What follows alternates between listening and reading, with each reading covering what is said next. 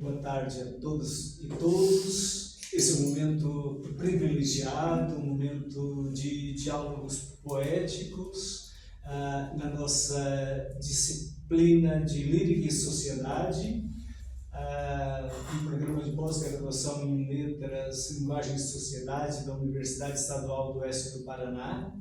A disciplina de Lírica e Sociedade compartilhada, não é, com as professoras doutora Valdeci Batista de Melo Oliveira, a professora doutora Lilibete Zambrano, da Universidade Estadual do Oeste da ULA, Universidade de Los Angeles, na Mérida, Venezuela.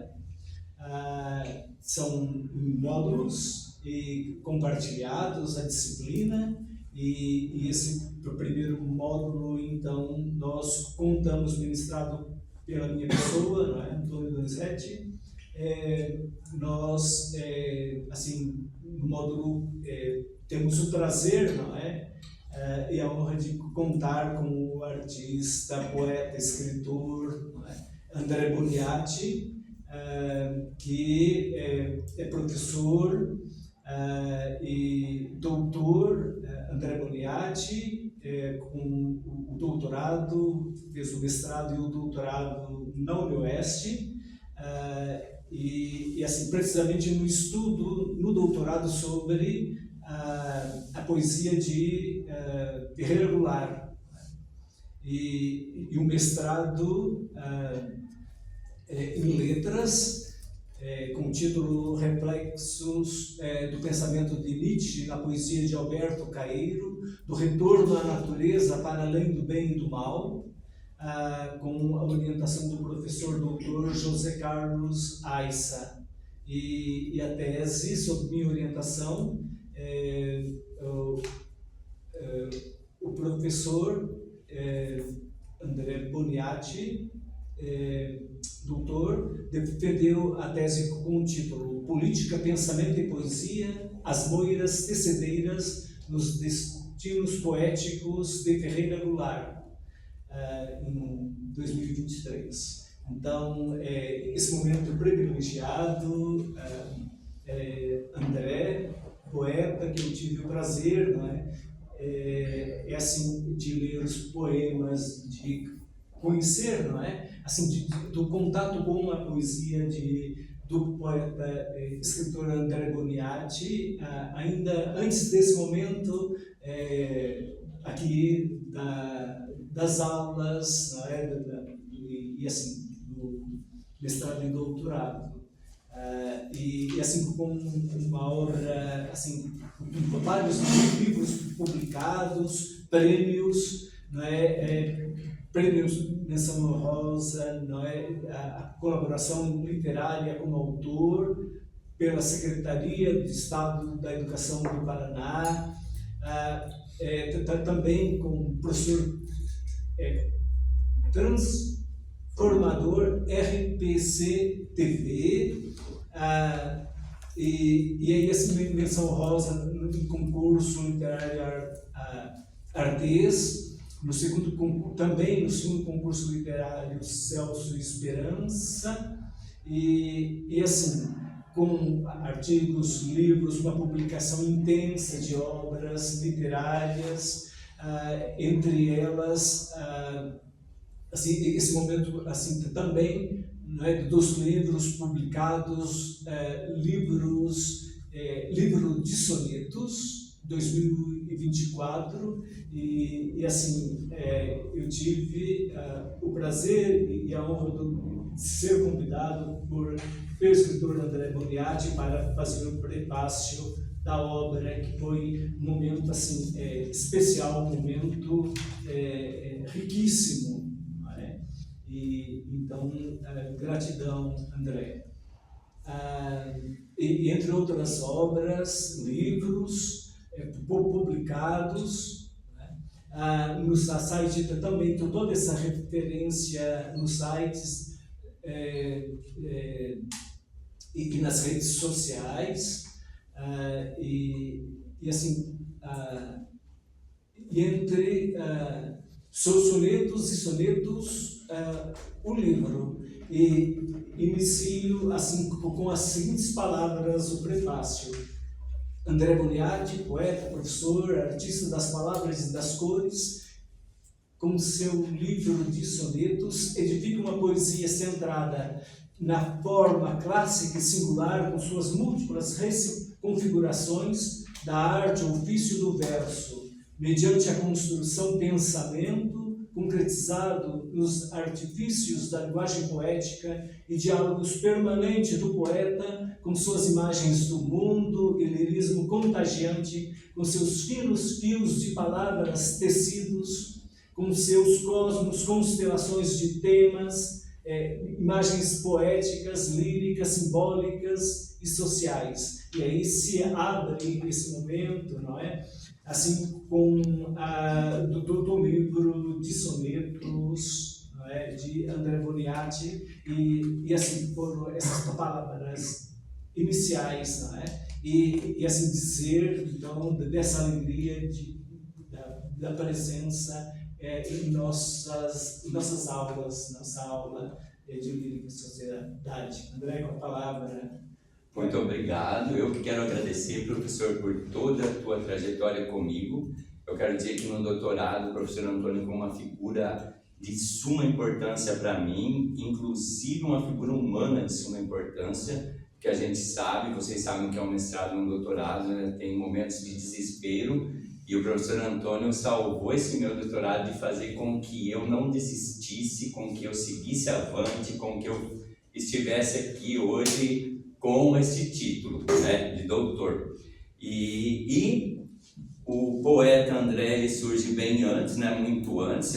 Eu quero boa tarde a todas e todo. E todos, né? Boa tarde. E eu quero agradecer esse convite, professor, também, e agradecer desse ser humano que teve um trabalho junto a Helena Collodi muito profundo e que recebeu, assim, que teve a honra de estar, de ter as primeiras leituras de poemas da Helena Collodi, ter prefaciado um livro para mim, professor. O senhor sabe que é imensamente importante na minha vida.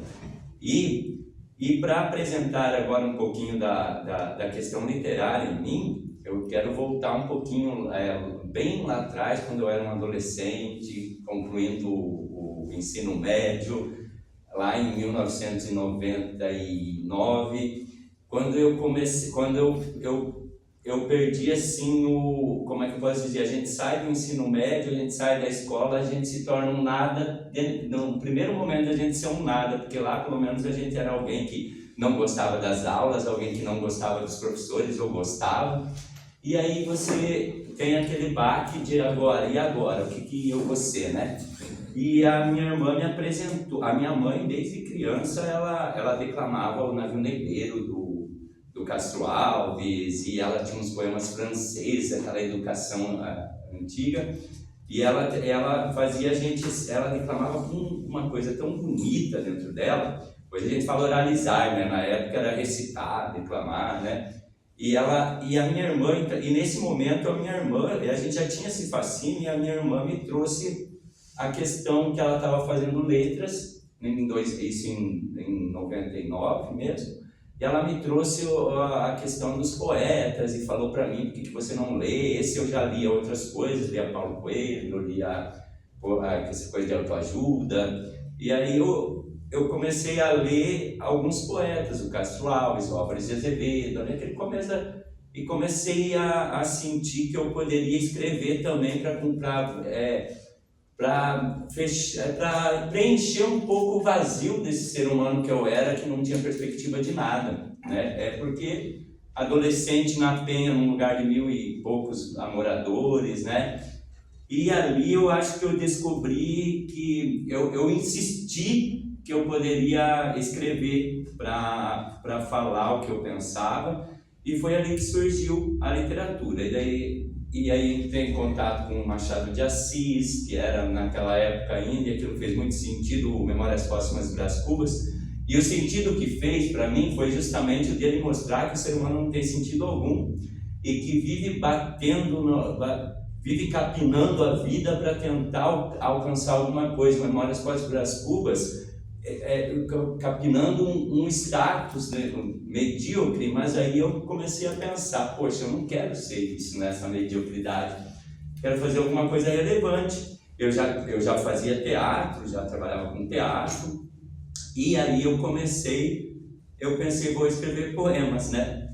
E eu acho que é importante esse livro de sonetos, porque ele, embora eu tenha a trajetória, publiquei em 2013 o Cárcere da Liberdade, junto à professora Edi Brown, que é também uma pessoa, ela, olhar diverso, eu, o Cárcere da Liberdade. E em 2003 tive, que foi esse prêmio. Em 2002, ainda aqui na UniOeste, eu fiz um livro que a professora Lourdes prefaciou e que a gente intitulou assim de neomarginalismo poético, a gente chamava, né? Porque era um livro artesanal, feito ali com algumas ideias minhas.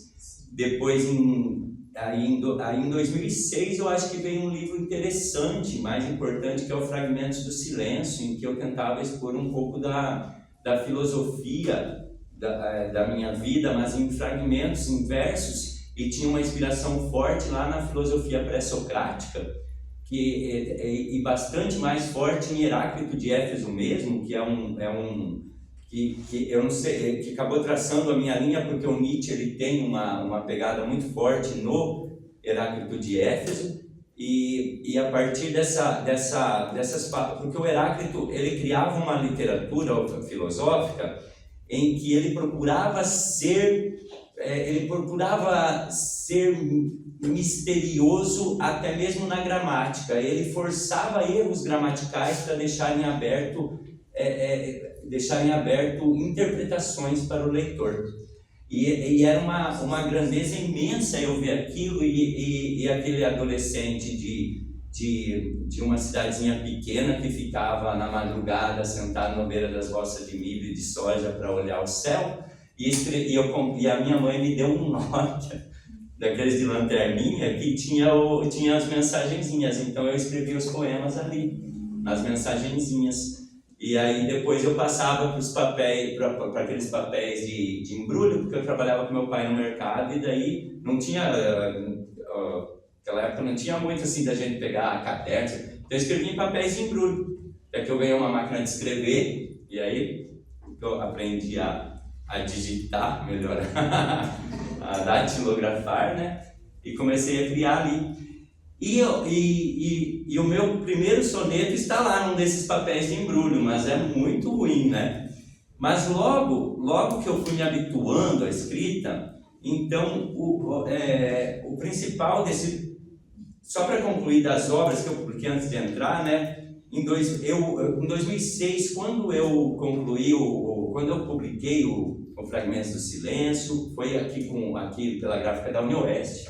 A Raquel Cotrim fez uma arte muito linda, e aí eu fiz o lançamento aqui, mas aí teve um outro vazio, que era assim, tipo, foi publicado o livro, aí tinha aquela coisa assim, as pessoas costumavam dizer, eu quero um livro, mas eu quero um livro, eu quero de graça, né? Eu quero como se fosse um material assim.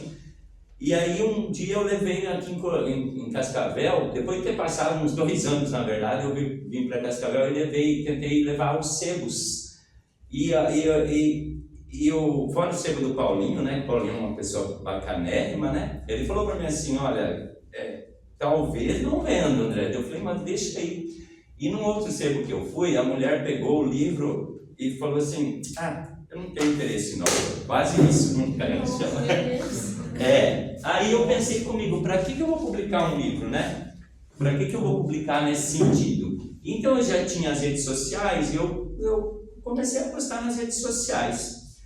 E em 2019 que eu fui sentir necessidade, depois de 13 anos, de publicar um livro que se chama A Estratégia do Ser, Aconselhamento aos Possíveis Jardineiros do Universo, que é um livro de filosofia, um livro mais de pensamentos mesmo, né?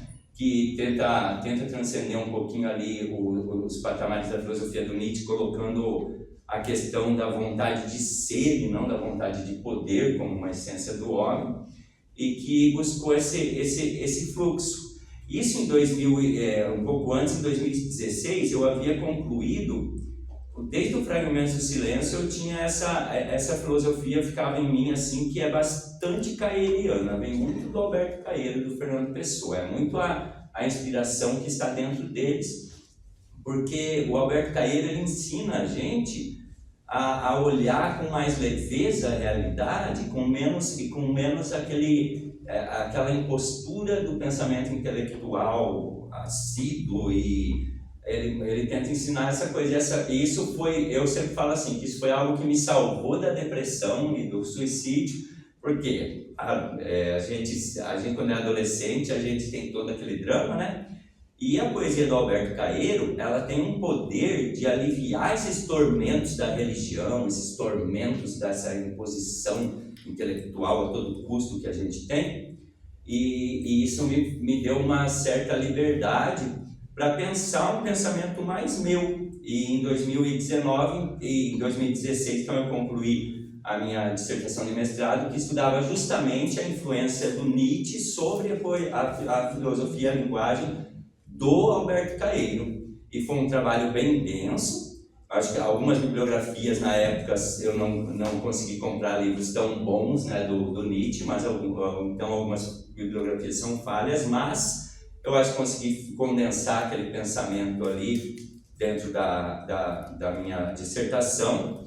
E embora sem separar exatamente as fases do pensamento do Nietzsche, que eu tentei fazer um aglomerado para eu trabalhar realmente no poema oitavo do Guardador de Rebanhos do Alberto Caeiro, que eu queria chegar e mostrar que o menino, aquele poeta, aquela alma do poeta do Alberto Caeiro junto ao menino Jesus, era a proposição do super-homem nietzschiano, né, desse Cybermente. É bem interessante. E aí veio a estratégia do ser, que era uma tentativa de ligar política, religião e filosofia à própria cosmologia, né? A própria cosmogonia, a própria criação do universo, para nós entendermos melhor esses seres humanos que nós somos hoje. E nisso tudo, esses sonetos vinham acontecendo desde os meus 19 anos de idade, mas principalmente a partir de 2004, quando eu já havia escrito também a Cosmoprofecia do Movimento ao Infinito, que também é um livro que tenta narrar o Big Bang e a criação. E o primeiro soneto que eu resolvi publicar na internet, que hoje eu acabei tirando da internet para publicar muitos deles, né, foi esse primeiro soneto da página 15, que eu intitulei na época, e daí eu não quis tirar, porque eu tirei esse soneto meia boca para um poeta sonhador, porque eu pensei que ele era meia boca, eu pensei que ele não era tão bom assim. Mas hoje eu tenho um prazer porque eu escolhi ele então para ser esse soneto de abertura, porque a mim me parece que esse soneto narra essa liberdade de alma que a poesia me trouxe, e que às vezes até o trabalho intelectual, quando a gente escreve uma tese, quando não é pesado, né, quando a gente não está sofrendo, aqueles momentos que a gente se delicia com algumas palavras que a gente consegue colocar no papel, e que ele diz assim, eu vou apresentar assim para vocês, eu vou falando sobre o soneto e sobre como eu fui produzindo, para a gente entender essas técnicas, né? Eu peço permissão nesse sentido, né? Todo mundo aqui já sabe como se estrutura o soneto, né? Que tem essa questão dos versos, dessa poesia que é toda, digamos, elaborada numa forma, né? Eu acho que mais do que uma forma, é uma forma, né? São esses dois quartetos, esses dois tercetos que tem que concluir metrificadamente uma ideia. E como o professor colocou muito bem lido no prefácio, são constelações que conseguem expressar uma linha de pensamento, como se fosse uma redação, mas poética, né? Do sonho que eu sonhava, eu fiz meu tempo. Do tempo que eu perdi, eu fiz poemas. Dos poemas mais medíocres, minhas penas, fiz eu que fossem plumas com o vento. Do vento que assoprava eu fiz meu canto. Do canto que eu cantava eu fiz a vida. Da vida que eu viver entontecida fiz eu entre os meus erros meu engano. Do engano que eu fizer incorrigível fiz lendas entre os mitos mais antigos. Fiz teias das aranhas com minha alma. Minha alma que era eterna então morria, e dela então mais nada eu não fazia. E fez-se, sem meu tempo, o que eu sonhava. Então, esses versos, eu acho que eles trazem esse momento da concepção poética, que é uma morte interior da gente. Eu acho que ocorre, todo poeta regular mesmo cita muito isso, né? Se eu morro, o mundo aparece. Porque é um momento em que algo se volatiliza dentro de você para se tornar um material palpável.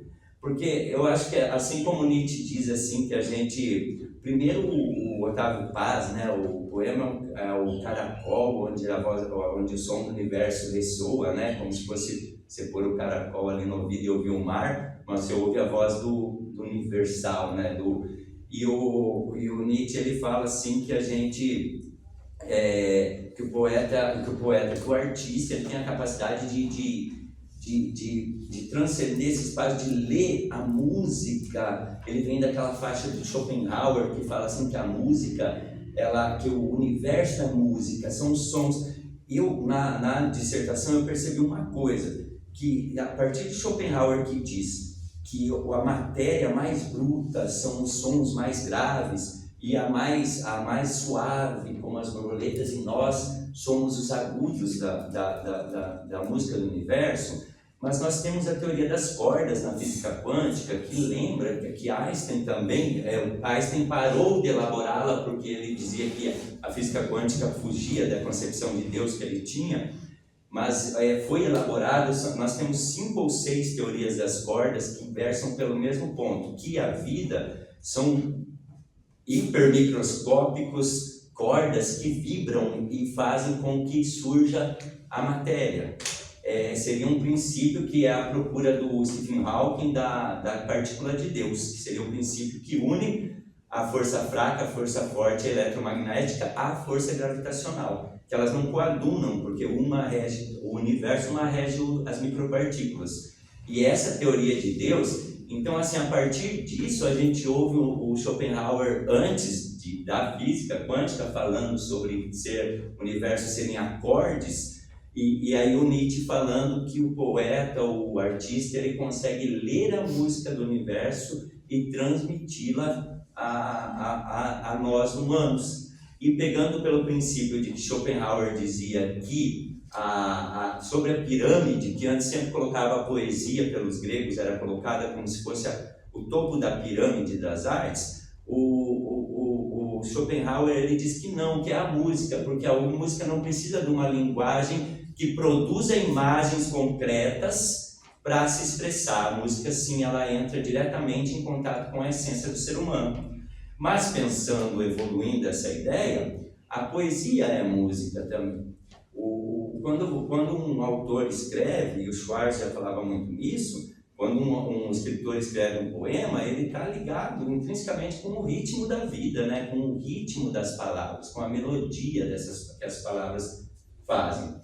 E acho que, nesse sentido, esse poema ele tenta traçar essa linha de que esse filtro que passa pela gente chega um momento, o final, né? Minha alma que era eterna, então morria, e dela então mais nada não fazia, porque aquela inutilidade do poema ou da arte, que seria o fato de que eu tenho uma cadeira para sentar, uma mesa para colocar algo em cima, um vaso para plantar uma flor, e um poema para nada, que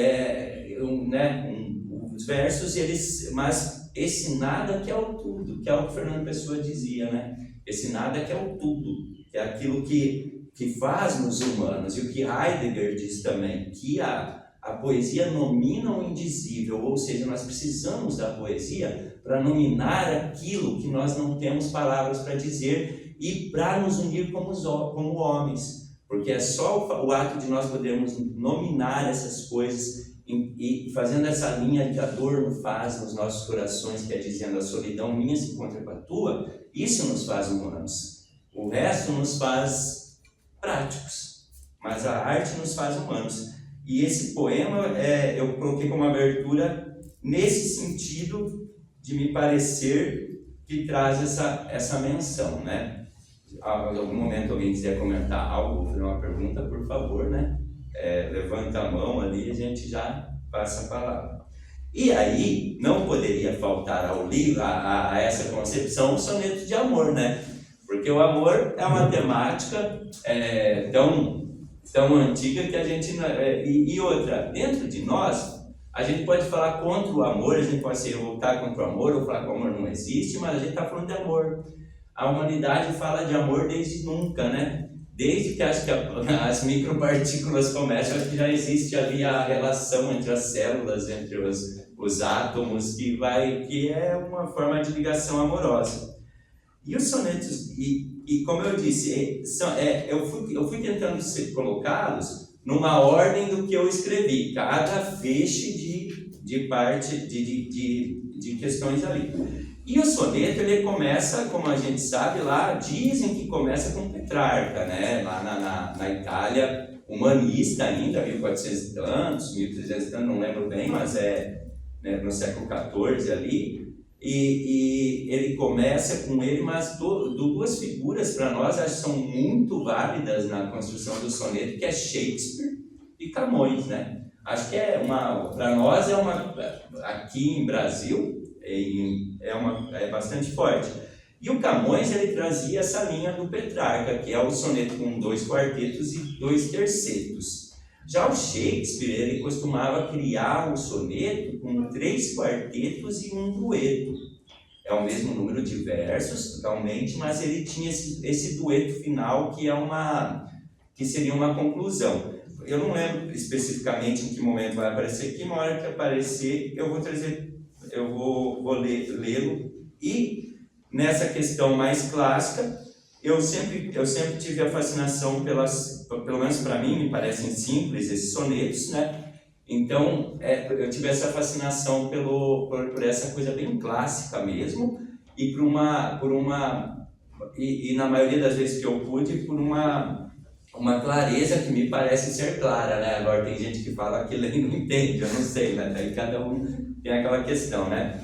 E eu gostaria de convidar nesse sentido, então, para esse novo tomo de poemas, para a gente ler o soneto número 21, o soneto platônico, que eu acho que é uma representação porque se vem lá embora eu seja uma vertente mais heideggeriana, mas o Platão, que Nietzscheana também, que contradiz o Platão, mas aquela ideia da essência, de onde está a essência. E a essência plástica é a apolínea, né? Que o apolíneo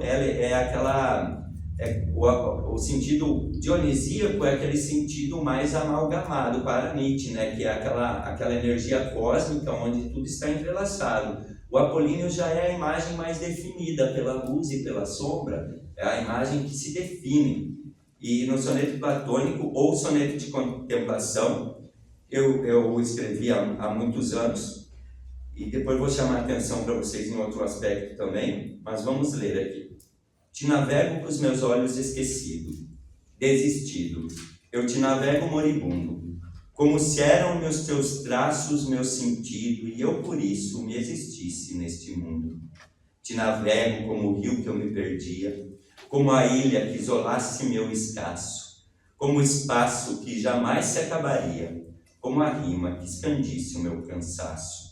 Te navego, fora naves, fora ventos, fora velas nos veleiros nevoentos, fora norte que sem bússola atinasse, mas não for eu por acaso navegante. Te navego como a quem por um instante, de entre as formas e as essências navegasse. Então aqui eu tento reconstruir a teoria platônica mesmo, né? De que quando você vê o belo, você vê a essência do que é belo, né? O belo, lembrando que então você vê a realidade que Schopenhauer chama de objetividade do universo, que ali está a verdade, a justiça, a pureza, né? Seria nesse sentido. e a partir do que é mais belo para nós, né, do corpo humano, aqui sem a questão erótica, mas também com a questão erótica, né, que é essa parte, numa certa sutileza. E isso coaduna também com a minha condição, né, que como homossexual. Então, eu acho que dever-se-ia se atentar, olha eu falando dever-se-ia, é chique, né? Se atentar a uma questão bastante notória, que eu percebo em alguns poetas e que eu percebi depois em mim, que os meus poemas, como eles se referiam a um amor que era bastante proibido na década de 90, 2000, ali, ainda mais uma cidade pequena, então eu sempre me referi a um como é que eu posso chamar? Eu esqueci a palavra, não me preparei para essa palavra, mas há um poema que vocês vão talvez associar, mas que existe uma ambiguidade entre o interlocutor. Quem é esse interlocutor? Não tem uma revelação de que se é uma mulher, se é um homem aqui. Justamente porque era a possibilidade de eu falar desse amor, que era, ou dessa paixão, desse tesão. Então ali aparecem, mas sempre as partículas linguísticas ali, as referências, a referencialidade. Não tenho dela, não tenho dele, não tenho ela, não tenho ele, mas tem um direcionamento. E aí eu tomei isso como uma posição também de que que pode ser compartilhado com qualquer tipo de amor, né? Inclusive eu criei um conto mais tarde, que ainda não teve publicação, que se chama Balada do Amor Universal, que eu tento trabalhar no conto todo uma carta enviada em que eu tento esconder realmente os interlocutores, que sem deixar pista alguma. No momento até cito que eles gostavam de ler poesia, que era declamar poesia da Helena Colodi e do Mário Quintana, para deixar essa ambiguidade entre esses seres humanos ali. E acho que eu percebi muito isso no Fernando Pessoa, que alguns diziam que ele era homossexual, alguns diziam porque o Álvaro de Campos seria a heteronímia mais sincera do Fernando Pessoa e é homossexual, né?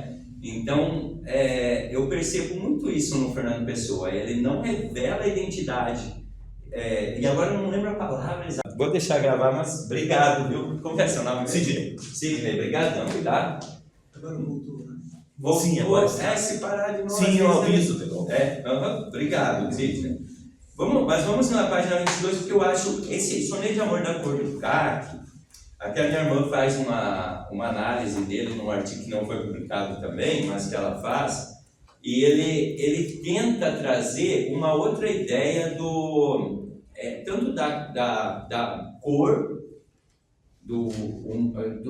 dessa cor cantada na poesia, mas desde a concepção da árvore do bem e do mal, né, do fruto de Adão e Eva.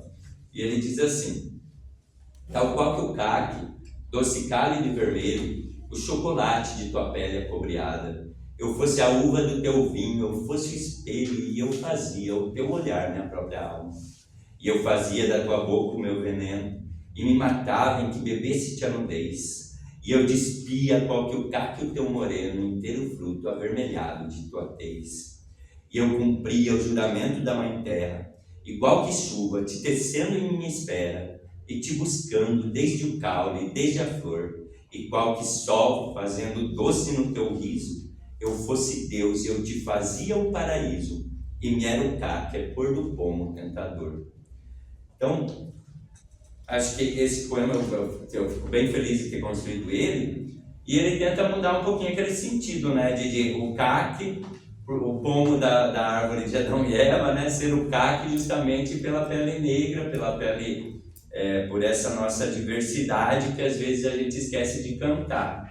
E outra coisa que eu sempre alerto, assim, embora eu goste de trabalhar também nas artes visuais, essa ideia do negro, não é que eu gosto de trabalhar a ideia do negro, eu acho que a gente tem que é interessante a gente naturalizar isso, porque a gente busca, eu fico olhando assim que se faz muita mídia, tal artista trabalha com o negro, tal artista expõe a pintura sobre o negro, denunciando isso. Eu acho que tem que ter essa denúncia, tem que ter essa parte, Mas eu acho assim que muitas vezes a gente tem que cuidar para não se promover em torno de uma temática assim.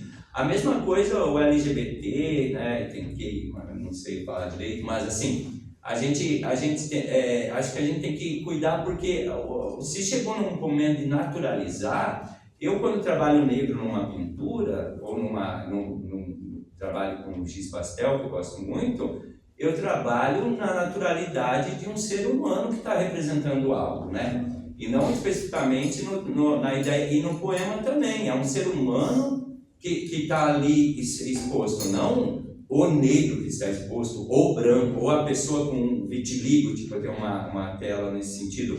Não, é um ser humano. Acho que a gente tem que começar a incorporar essa naturalidade em torno né? Tem sim que se denunciar quando a gente estuda academicamente, a gente traz isso. Mas a gente vê que o bom artista, ele sempre traz isso numa naturalidade. Nós estamos no Brasil, né? Por favor. Esse Deus, você está se referindo ao Deus mesmo? Olha, eu tenho uma ideia assim bem ampla sobre Deus. Eu costumo rezar muito para Nossa Senhora Aparecida, mas eu acho que eu tenho uma ideia assim de Deus na estratégia do ser. Eu trabalho muito isso, né? É uma ideia que se coaduna ali, se mescla essa ideia da física. Esses dias, bom, não vou citar conversas não, senão vai que assim, né? Mas há alguns que falam assim, falam para as pessoas, você é adepto da física quântica, mas às vezes a pessoa está entendendo que física quântica é um conceito profundamente difícil. A pessoa está falando em uma coisa que é um tipo de teoria, quase religiosa, uma teoria religiosa que surgiu, que fala que a física... existe, eu acredito nisso, mas assim, a gente tem que cuidar que a gente não está sendo adepto da física quântica, gente. Física quântica é um momento. Mas o Deus que eu penso, hoje eu estou mais religioso mesmo, mas ele é um Deus que está dentro dessa ciência universa, né? Se a gente tem uma energia escura e uma energia visível, se a gente tem a matéria escura e a matéria visível, e a matéria escura ela interage com a matéria visível, ela está ali em consonância com a matéria visível, mas ela não interage com a matéria visível, quer dizer que existe ali entre meio isso alguma profundidade de que nós somos uma extensão. Então eu sempre gosto de pensar até com os alunos assim, às vezes a gente fala assim, eu não sou merda nenhuma nessa vida, mas assim, se realmente o universo tem 15,7 bilhões de anos-luz, a gente tem que considerar que nós expandimos 15,7 bilhões de anos-luz e estamos aqui falando que nós não somos bosta nenhuma. Então a gente é alguma coisa bem grande. E nessa linha existe uma profundidade tão imensa. Então esse Deus, eu tenho um poema que fala assim, como é que é? E depois de rezar, acreditam os homens, né? Depois de rezar, acreditam que Deus tem a barba, tem ouvidos e nariz. Não tem barba, ouvido e nariz, porque não pode, porque assim, qual a lógica de um Deus precisar cheirar alguma coisa? Ele deve ter mas o sentido do olfato ele tem. Não do nosso olfato, mas um olfato tão profundo que só uns luz para frente nós vamos ter o conhecimento. E talvez se nesse ponto a gente possa, porque a gente pensa muito assim, eu vou morrer, vai para outra vida. Mas quantas milhões de vidas até chegar ao ponto essencial da existência? Talvez nós transcendamos dessa matéria para outra, e depois da outra para outra, quem sabe, né? Então eu tenho esse misticismo, eu acredito que a gente tem uma linha que eu não acredito que a nossa racionalidade seja realmente a alma. Mesmo os gregos separavam espírito e alma. Espírito era essa racionalidade, essa objetivação do nosso pensamento em coisas materiais, né, em discurso. Agora a alma, que discurso liga nosso corpo à existência? Qual é o discurso? Que dá a possibilidade de, pelo Espírito, a gente nominar as coisas, de a gente conceber essas coisas, né? Então eu acho que Deus, para mim, ele dá 10 milhões de dimensões além ou aquém a essa nossa, né? Aí sempre eu puxo um pensamento assim, a gente pensa que a alma expande, né? E que o universo é grande. E se for o contrário? Se a grandeza está na micropartícula, em cada vez ser mais microparticular. Então a gente tem que ter esse ponto. Então acho que eu penso Deus nesse sentido assim, que na verdade não expliquei nada, mas tudo, né? É bem complexo mesmo. E vamos aproveitar essa deixa então, pessoal. Eu vou convidar vocês para, porque eu não ia trabalhar esse, mas vamos lá para a página 68, que são os sonetos de técnica complexa, e eu vou ler o sentimento de Deus, que vem de um dia que eu sonhei com Deus. Que ele diz assim, ó: há toda uma forma informe toda, um corpo em que o todo é disperso, diverso, totalmente um vazio em cérebro estúpido, um mundo no fundo de um mundo sem fim. As ondas, marés qual mar em mim, que dóceis desejos eternos os movem, mergulhados na palma, parte de um só, nos braços constantes que envolvem adentro. Há forma sem forma, causa da mente, passagem que o corpo mundano não passa, sentimento obscuro, imundo, sereno, um gozo, um prazer à parte todo, suspiros eternos, etéreos, insanos, e as luzes que nadam no corpo em deleite. É um poema que eu coloquei no técnica complexa, porque eu não acho que ele seja assim tão definido, tão bom assim. Mas eu quis deixar ele no livro porque ele expressa um sonho, né? E ele expressa isso ali que você estava falando, de certa forma, né? E acho que interessante, ele ficou interessante, né? E vamos voltando ao amor, se alguém quiser fazer uma pergunta, daí vocês fazem. Gente, e o professor monitora o horário para mim, tá, professor, por favor? Né? E eu queria convidar também, eu vou convidar para ler, espero que não fique cansativo, mas eu vou convidar vocês para a gente ler mais 2 poemas de 3 poemas, na verdade, de amor, 2, mas depois você vai indicar um outro. E queria pedir se alguém que gostaria de ler um também. Eu gostaria. Gostaria? Sim. Aqui, ó. Eu queria ver se o 28, se você podia ler da página 28, o soneto de paixão e de nudez, para a gente ver um pouquinho dessa parte. Eu não sei se você gostaria de ler à frente ou ali mesmo. Ali mesmo. Tu sabe daí. Para aparecer na filmagem. Tá filmando? Não, Não, então pode ser dali mesmo. Tudo bem. crossfit. Não. Então fechou, então. Então fechou. Soneto de paixão e de nudez. Sinto a tua boca colada na minha, a nossa boca bravia e vazia, a nossa língua buscando uma outra, a me perder eu no mar de tua boca. Sinto e a tua pele encostada com a minha, a nossa pele de imã, rodeando ao vento enroscada, tirada, a me perder eu no céu de tuas patas. Sinto e então tento tirar de minha mente, tento arrancar, me esconder, mas quem sente, a todo tempo quem sente, não foge. Você pode mesmo em paciência dormir, mas no seu sonho a consciência há de vir, a lhe mostrar que fugir nunca pode. Obrigado! Palmas pra mim! Muito bom! Não, mas tá maravilhoso, gente. E como pode, né, quando a gente vai ler, a gente fica nervoso, né? Normal. Nossa. Então, obrigado, Regina. É isso que eu acho que até eu fiquei feliz, porque um ponto que acho que é interessante é que a métrica do poema faz com que ele soe exatamente no ritmo que a gente gostaria que soasse. E foi bem bonito isso. Esse poema, esse soneto, o soneto de amor futurista, eu acho que eu consegui alcançar uma coisa que o sonetista ele almeja demais, que é a coerência digamos, o fechamento do poema num todo linguístico unificado. Ele não, para que as imagens elas tenham um sentido assim unificado, sem levar como pode ser um conjunto de imagens, como o professor coloca ali no prefácio, uma constelação de imagens que se unifica. Eu queria ver se alguém mais gostaria de ler. Pode, uma honra para mim. Página 29, pessoal, perdão. Soneto de amor futurista. Meus olhos, dois servos dos teus, sonhadores. Dois ébrios orfeus por Eurídice em dores. Meus olhos navios em teus mares de luz, vadios por teu corpo.